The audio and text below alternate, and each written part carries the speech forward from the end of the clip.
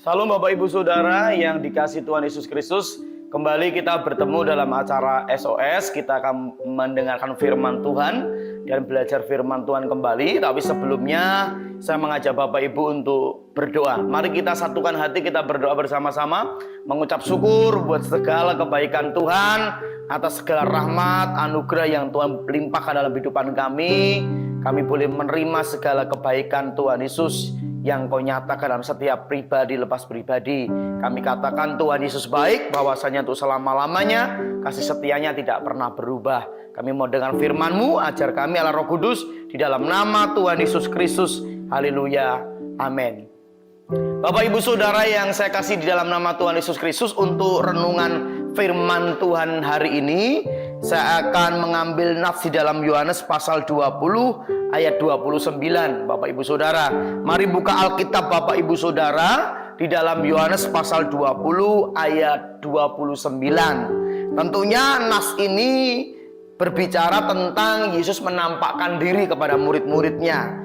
Dan di ayat 29 dia berkata kepada murid-muridnya, beginilah firman Tuhan, kata Yesus kepadanya, karena engkau telah melihat aku, maka engkau percaya. Saya ulang lagi, kata Yesus kepadanya, karena engkau telah melihat aku, maka engkau percaya. Lah, ini perkataan Tuhan Yesus kepada murid-muridnya, dan penekanannya itu kepada Thomas. Bapak Ibu Saudara, Thomas baru melihat Yesus, baru Thomas percaya kalau Tuhan Yesus bangkit dari antara orang mati, Bapak Ibu Saudara. Tapi penegasan Tuhan Yesus luar biasa di kalimat selanjutnya, yaitu berbahagialah mereka yang tidak melihat namun percaya, Bapak Saudara. Jadi berbahagialah mereka yang tidak melihat namun percaya. Jadi Tuhan Yesus menekankan bahwa tidak semua hal di dalam hidup ini perlu melihat baru percaya. Justru Tuhan berkata, tanpa melihat kita percaya, kita adalah orang-orang yang berbahagia. Jadi iman yang memiliki kualitas tinggi adalah iman tanpa melihat, tapi percaya tentang apa yang Tuhan nyatakan di dalam setiap hidup Bapak Ibu Saudara. Dalam konteks ini tentang kebangkitan Tuhan Yesus, Thomas gak percaya kalau Tuhan Yesus bangkit, Bapak Ibu Saudara. Makanya Thomas mau berkata, sebelum aku melihat bekas paku di tangan Tuhan Yesus, atau memasukkan jariku di lambung Tuhan Yesus, maka Thomas gak percaya kalau Tuhan Yesus sudah bangkit di antara orang mati, Bapak Ibu Saudara. Kadangkala Bapak Ibu Saudara dalam hidup-hidup yang kita jalani, kadangkala kita menghadapi hal yang tidak sama, tapi sesuatu makna yang mungkin hampir-hampir sama, tentang pergumulan, tentang masalah, tentang sakit penyakit, tentang jalan kehidupan yang kita harus tempuh. Kadangkala kita takut, kadangkala kita khawatir, kadangkala kita cemas, Bapak Ibu Saudara, karena kita belum melihat tentang janji Tuhan. Kita belum melihat apakah Tuhan memberkati saya. Kita belum melihat apakah besok Tuhan menjamin hidup saya. Kita belum melihat apakah memang benar-benar Tuhan tolong saya. Makanya Tuhan menegaskan, iman orang percaya yang berbahagia itu adalah percaya meskipun tidak melihat. Percayalah Bapak Ibu Saudara, dalam kondisi dan keadaan apapun yang kita hadapi hari ini, besok, bulan depan, dan hari-hari depan, tanpa melihat kita percaya bahwa Yesus hidup, nyata dalam kehidupan kita, dan selalu menyatakan anugerah dan kasih setia Tuhan. Sekarang yang menjadi pertanyaan begini Bapak Ibu Saudara, mengapa Thomas tidak percaya? Saudara, mengapa Thomas tidak percaya? Sementara murid-murid Tuhan Yesus yang lain percaya kalau Yesus sudah bangkit di antara orang mati. Nah, mari Bapak Ibu Saudara perhatikan ayat 19, 23 sampai 23. Saya baca, mari perhatikan baik-baik. Ketika hari sudah malam, pada hari pertama minggu itu, berkumpullah murid-murid Yesus di suatu tempat dengan pintu-pintu yang terkunci karena mereka takut kepada orang-orang Yahudi. Pada waktu itu datanglah Yesus dan berdiri di tengah-tengah mereka dan berkata, damai sejahtera bagi kamu. Jadi waktu itu murid-murid itu berkumpul karena Yesus mati, Bapak Ibu Saudara.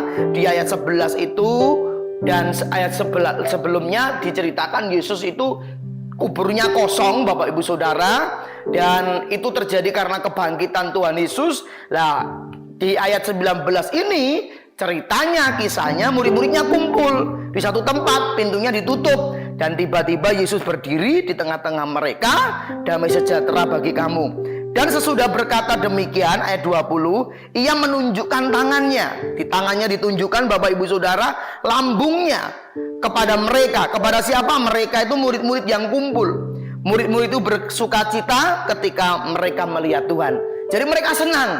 Ternyata Yesus yang 3 hari kemarin mati di kayu salib, dikubur, ternyata bangkit Bapak Ibu Saudara, dan menampakkan diri kepada murid-muridnya. Bapak Ibu Saudara, ini menjadi peneguhan, ini menjadi pernyataan pribadi langsung kepada murid-murid bahwa Yesus hidup Bapak Ibu Saudara, dan menunjukkan tangan dan lambungnya.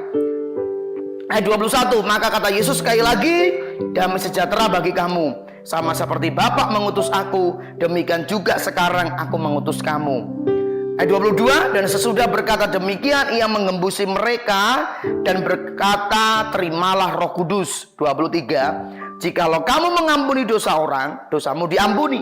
Dan jikalau kamu menyatakan dosa, tetapi tetap ada, dosamu tetap ada. Perhatikan ayat 24. Tetapi Thomas, seorang dari ke-12 murid itu, yang disebut Didimus, tidak ada bersama-sama mereka ketika Yesus datang ke situ. Jadi yang membuat Thomas ini tidak percaya tentang kebangkitan Tuhan Yesus, karena Thomas tidak bersama dengan murid-murid yang lain waktu Tuhan Yesus menyatakan diri. Pertanyaannya, Thomas kemana? Tentunya Bapak Ibu Saudara, Thomas ini pasti sedih, putus harapan, karena guru Tuhan, yaitu Yesus Kristus Tuhan, mati dikubur. Bapak Ibu Saudara, putus harapan, dia menyendiri. Dia tidak bersama dengan murid-murid yang lain, Bapak Ibu Saudara. Jadi dalam kondisi keadaan yang waktu itu genting, Bapak Ibu Saudara ya, mereka akan diancam, diambang kematian, dibunuh, Bapak Ibu Saudara, karena gurunya juga dibunuh. Pasti mereka mengalami ketakutan. Tetapi murid-murid yang lain itu kumpul, persekutuan mereka, satu dengan lainnya kumpul. Tetapi di ayat 24, Thomas tidak kumpul. Dia sendiri, Bapak Ibu Saudara. Waktu Tuhan Yesus menampakkan diri, Thomas tidak ada. Makanya dia tidak percaya. Demikian kehidupan kita, Bapak Ibu Saudara. Kalau kita ada masalah, ada persoalan, kayaknya putus harapan hidupan kita. Bapak Ibu mengalami sakit penyakit, masalah ekonomi, pekerjaan, hubungan suami yang tidak baik atau istri yang tidak baik, kehidupan yang sangat penuh dengan masalah dan tidak ada ujung solusinya, Bapak Ibu Saudara. Alkitab mengajarkan, jangan pernah sendiri, Bapak Ibu Saudara. Jangan pernah meninggalkan persekutuanmu dengan Tuhan. Mari Bapak Ibu Saudara, justru kalau kita menghadapi masalah, problem, kondisi keadaan yang tidak baik, justru kita harus mengalami persekutuan dengan Tuhan.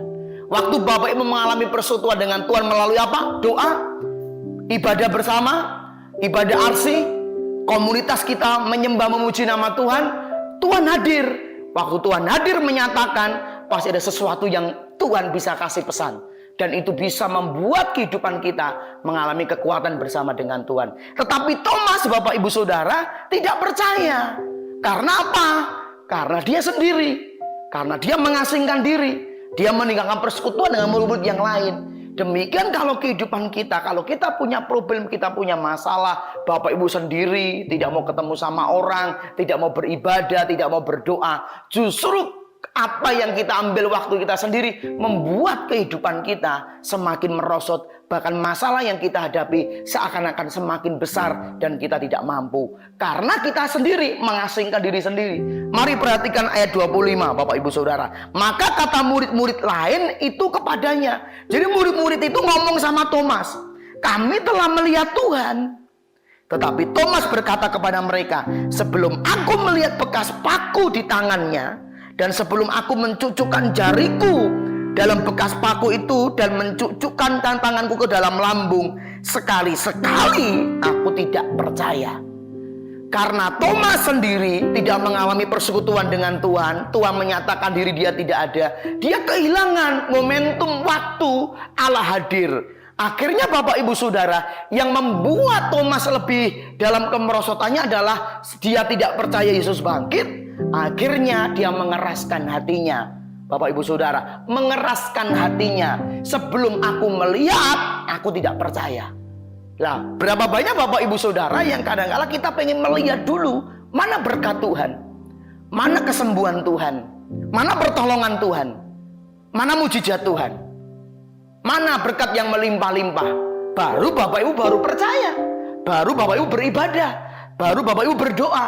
Kebalik Bapak Ibu Saudara. Justru sesuatu itu belum kita lihat.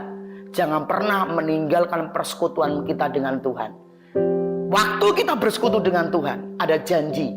Ada janji yang Tuhan nyatakan untuk hidup sekarang dan akan datang. Dan Tuhan menyatakan, itulah percaya.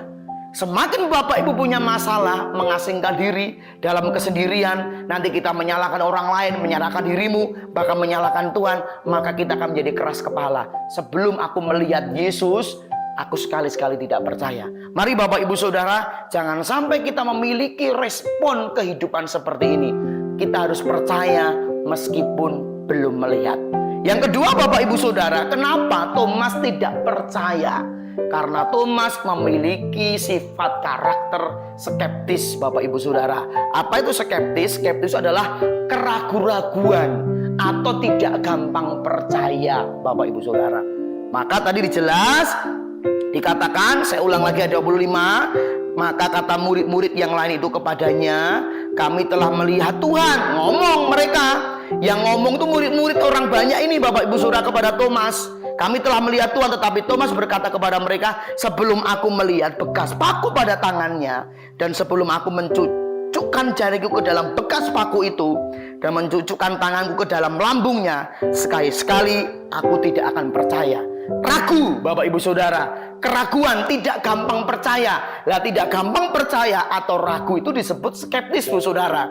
Mari Bapak Ibu Saudara, dalam perjalanan hidupan kita mengiring Tuhan Yesus, jangan memiliki karakter sifat skeptis, penuh keraguan-raguan dan tidak percaya.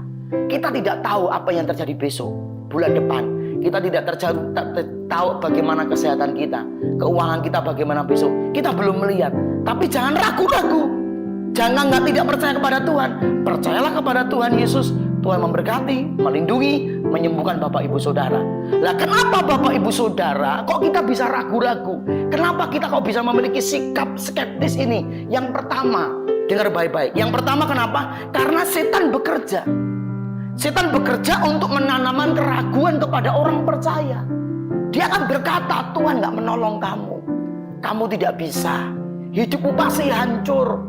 Aduh, kamu pasti tidak ditolong oleh Tuhan Yesus. Aduh, suamimu pasti gak bisa berubah. Hidupmu tidak akan bisa sukses. Itu yang ditanamkan setan bekerja supaya membuat Bapak Ibu ragu dan tidak percaya tentang keberadaan, pertolongan dan kuasa Tuhan Yesus. Jadi setan memberikan keraguan buat kita. Yang kedua Bapak Ibu Saudara, kenapa kita bisa skeptis Bapak Ibu Saudara? Karena Bapak Ibu Saudara tidak percaya kepada hal-hal rohani. Percayanya lebih kepada rasio. Saudara, misalnya kalau Bapak Ibu sakit, Bapak Ibu harus percaya hal-hal rohani, yaitu di mana Tuhan bisa menyembuhkan sakitmu. Meskipun kita divonis dokter sakit, mungkin bahkan dikatakan tidak bisa sembuh, tapi masih ada perkara-perkara rohani yang harus kita naikkan kualitasnya, yang membuat iman Bapak Ibu kuat, dan itu bisa mendatangkan kesembuhan dan mujizat dalam kehidupan kita. Bukan saja penyakit, ekonomi Bapak Ibu Saudara, masa depanmu, segala apa yang kita raih, bahkan harapan ke depan. Bapak Ibu harus mengerti itu. Jadi Bapak Ibu Saudara, tadi yang kedua saya katakan, jangan pernah membiarkan rohanimu merosot. Tapi percayalah kepada hal rohani, masih ada Tuhan, masih ada Tuhan Yesus. Engkau cukup berdoa, engkau cukup bersekutu, engkau cukup beribadah kepada Tuhan. Tuhan akan ulurkan tangan untuk menolong kita. Yang ketiga, kenapa kita bisa ragu skeptis Bapak Ibu Saudara? Karena kita kurang percaya firman Tuhan. Bapak Ibu Saudara, sudah banyak sekali kita dengar firman. Bahkan janji-janjinya mengenai kehidupan sebagai pengikut Yesus. Kalau hari ini kita diambang atau di ujung permasalahan, yang hari ini mungkin kita lagi takut dan gentar, Bapak Ibu harus percaya firman. Jangan percaya dengan berita, jangan percaya dengan kondisi dan keadaan yang terjadi, jangan percaya dengan gosip-gosip yang terjadi, tapi percaya kepada firman Tuhan. Firman yang kita percaya, kita katakan itu hidup buat Bapak Ibu Saudara. Makanya kita tidak perlu melihat, tapi kita percaya Tuhan mengasihi kita, Tuhan menolong kita. Tuhan saja bisa bangkit dari antara kematian, apalagi menolong hidup Bapak Ibu Saudara hari ini.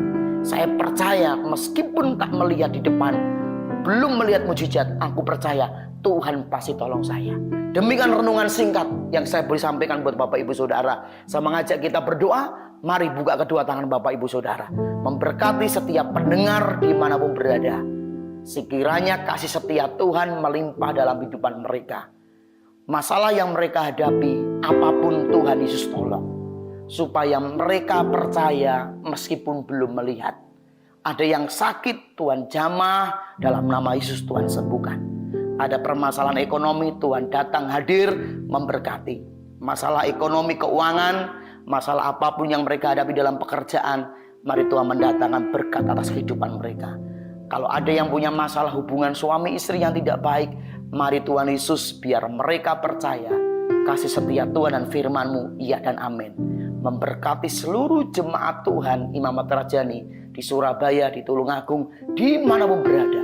Kasih setia Tuhan melingkupi kehidupan mereka, suami istri, anak menantu, segala hal yang menyangkut pekerjaan mereka dalam berkat anugerah Bapa Surgawi. Memberkati Pak Jim dan Ibu bersama dengan anak-anak, menantu dan cucunya, segala pekerjaannya diberkati dalam nama Tuhan Yesus Kristus. Kami mau berkata, kami percaya meskipun tidak melihat, karena kami adalah orang-orang yang berbahagia. Di dalam nama Tuhan Yesus Kristus, haleluya, amin. Salam, Tuhan Yesus memberkati.